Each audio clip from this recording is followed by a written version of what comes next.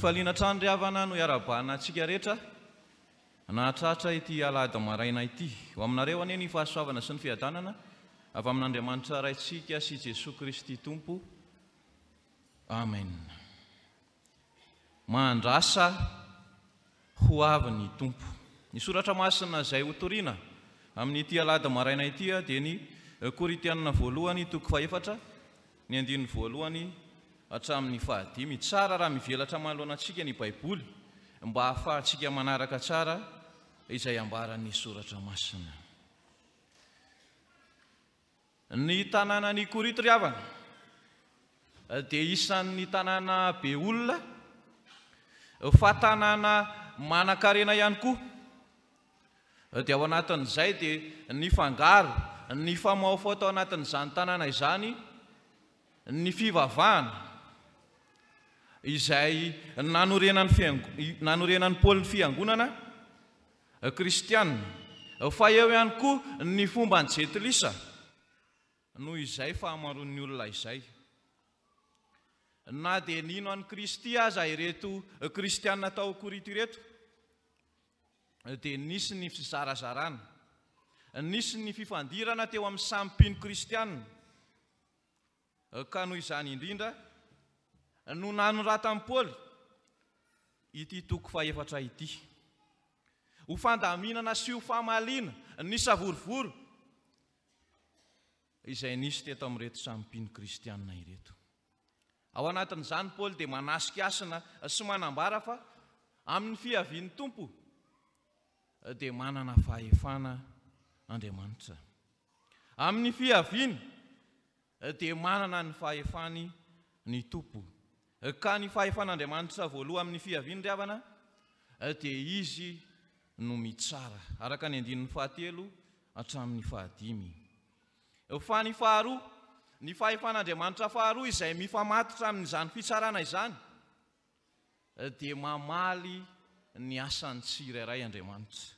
Rehefa avy mitsara izy dia mamaly ny asan'ny tsirairay, araka ny andininy fahadimy. Andeha ho jerentsika ry havana ilay hoe Andriamanitra mitsara. Rehefa nitory filazany tsara tany amin'ireto kristiana ireto Paoly ry havana dia izao ny zava-misy. Ny tsaratsara amin'ny Paoly ireto kristiana tao Korinto ireto tamin'ny endriny manahoana? Ny voalohany dia tamin'ny endrika ivelany. Satria ry havana rehefa mamaky ny soratra masina isika dia any amin'ny Korintianina faharoa toko 10:10 any dia misy soratra masina manambara tsara fa nanana fahalemeny Paoly teo amin'ny fanatrehany tarehany.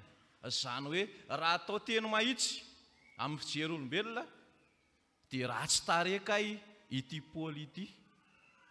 Izany no nitsaran'ireto kristiana azy reto voalohany, ratsy tareha. Fa ny faharoa any amin'ny Galatianina toko 4 ny andininy 7:10 hatramin'ny 5:10 dia manambara sy maneho fa nanana fahalemena ara-batana ihany koa ity Paoly ity. Mety ho kilemaina, mety ho narary tongotra. Dia io tsanganana maha olona io no nitsaran'ireto kristiana ireto. Indraindray ry havana dia mahazo ny fiangonana koa izany. Raha vao mijoro ety anoloana ny mitandrina dia avy hatrany dia nendrika ara-batana no hitan'ny fiangonana. Izany ry havana no fakapanahy izay nahazo ireto kristiana ireto. Fa ny fahatelo izay nitsaratsaranireto kristiana reto an'i Paoly dia ny fomba fitondrany, ny fomba fitoriany-teny. Dia izany no nampitoviany an'ireo izay mpitory teny hafa.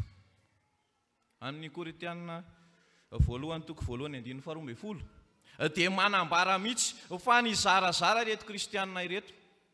Ao no miteny hoe izao an'i Paoly, izao an'i Apolosy, izao an'i Kefasy, izao an'i Kristy. Fa moa ve tsy Kristy Jesosy ihany no toriana sy ambarana. Ao amin'izany ry havana dia ny tsaratsara ireto kristiana ireto nanavakavaka, nanao tsindry azo lena, ary lazaina mihitsy aza fa tsy nanome karama tsy nanome valiny amin'ny Paoly ireto kristianina ireto. Fa inona kosa ary havana no natao amin'ny Paoly manoloana izany fitsaratsarana izay nataon'ireto kristianina ireto izany? Voalohany ry havana dia izao, tsy nitsara ny tenany i Paoly. Voasoratra eo amin'ny andininy fahatelony hoe fa na ny tenako aza tsy nitsara. Zavatra mahazo ny olona izany ry havana. Rehefa misy olona izay mitsara anao, rehefa misy olona izay manome fanamarihana ny amin'ny momba ny tenanao, dia inona ny ataontsika voalohany? Manamary tena. Mahazo ny kristianina izany ry havana. Rehefa misy fanamarihana izay mipotra, dia tsy maintsy mitady fanamarihana tena isika ao anatin'izany. Fa ny faharoa ry havana dia izao, tsy niemotra ihany koa i Paoly manoloana ny fitsaratsarana izay nahazo azy, fa mahazo atsika ihany koa rehefa tsarain'ny olona isika, rehefa misy fanamarihana izay tonga misesisesy matetika, fa indrindra rehefa ny rehetra no manao fanamarihana ny amin'ny tenantsika, dia manjary lasa teraka ny fahakiviana, teraka ny fiemorana, teraka ny alahelo, ka manjary lasa manamelo tena isika. Fa ao anatin'izany ry havana dia nampafantatra ireto kristianina ireto Paoly fa Andriamanitra irery no mitsara, Andriamanitra ihany no manana ny fahefana hitsara ny olona rehetra rehefa tonga ny fiaviany.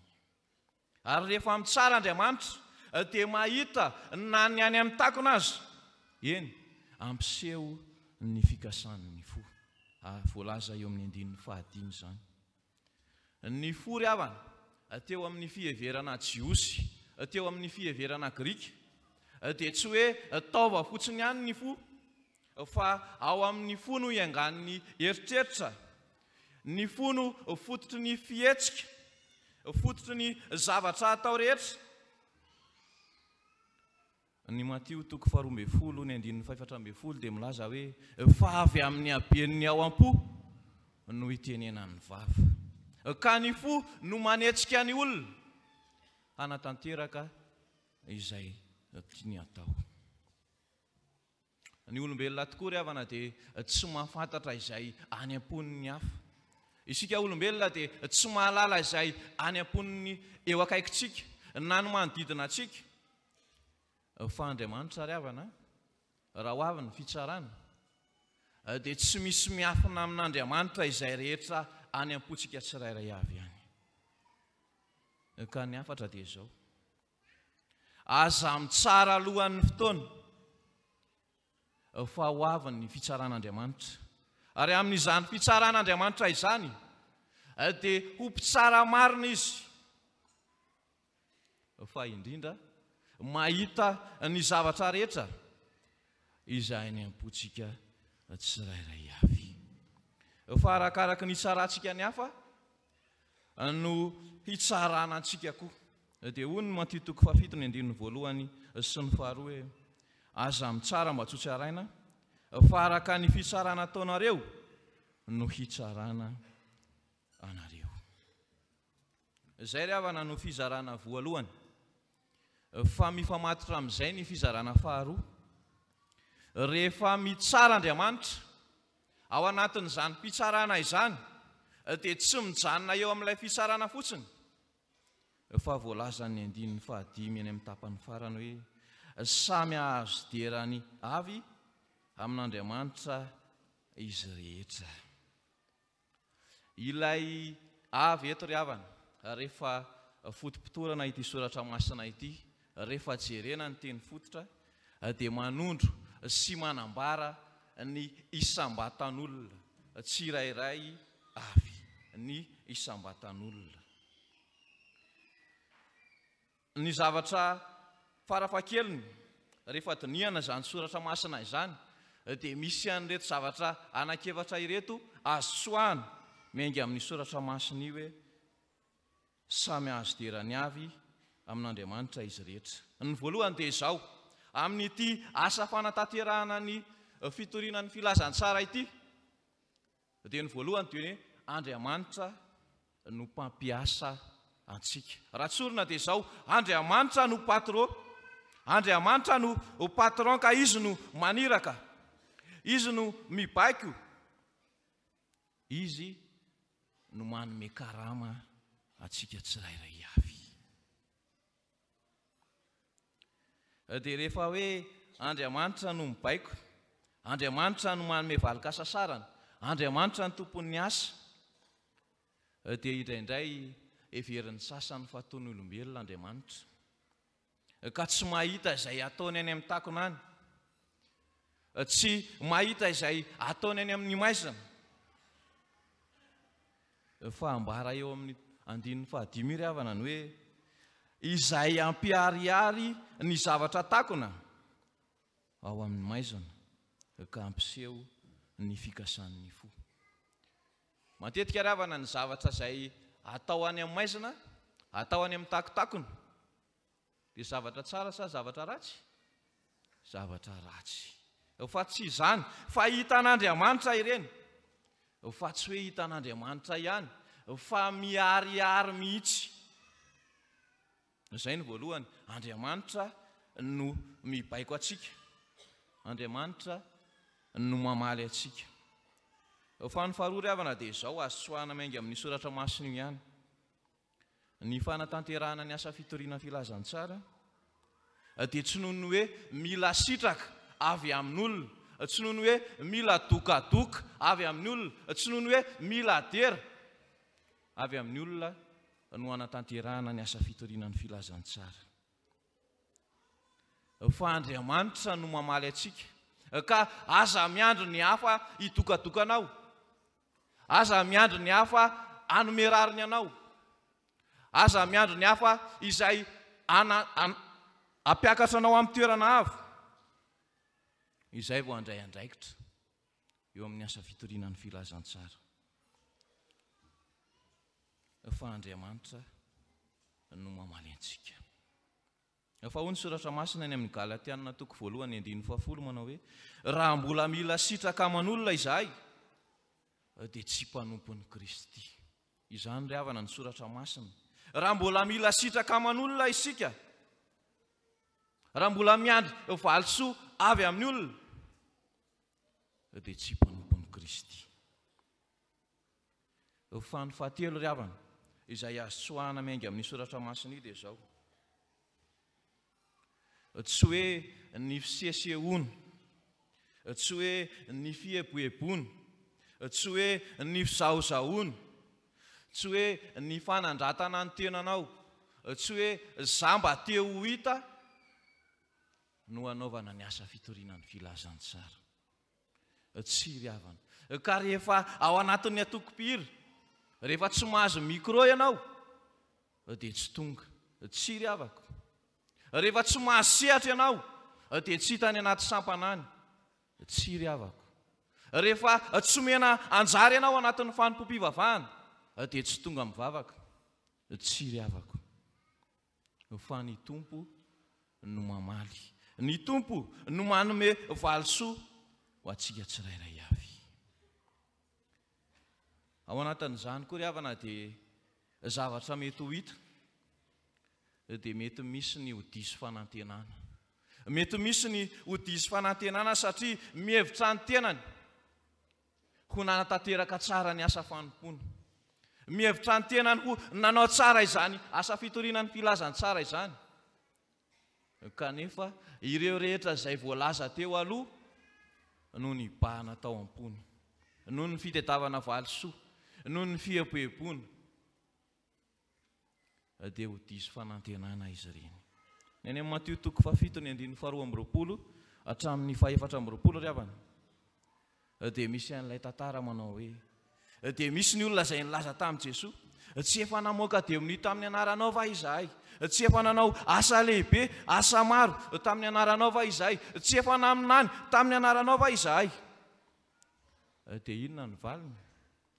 Tsy fantatro akory ianareo hatr'izay. Miala amiko ianareo mpanao meloka. Izany indrindra ry havana no ampaherezana antsika amin'izao fotoana izao. Izany no ampaherezana antsika fa tsy verimaina io fandehananao aty am-piangonana isan'andro io. Tsy verimaina ny fanatanterahanao ny asa fitorinan'ny filazantsara. Tsy verimaina ny latsa ny esoesin'ny fiarahamonina izay mianjady aminao isaky ny vavaka aty am-piangonana isan-kalahady. Dia zao ry havana, miverimberina matetika atao anatin'ireto perikopa anankitelo ireto ny hoe mahatoky. Dia eo am-piandrasana ny tompo, mijanona ho mahatoky eo am-panatanterahana izany asa izany.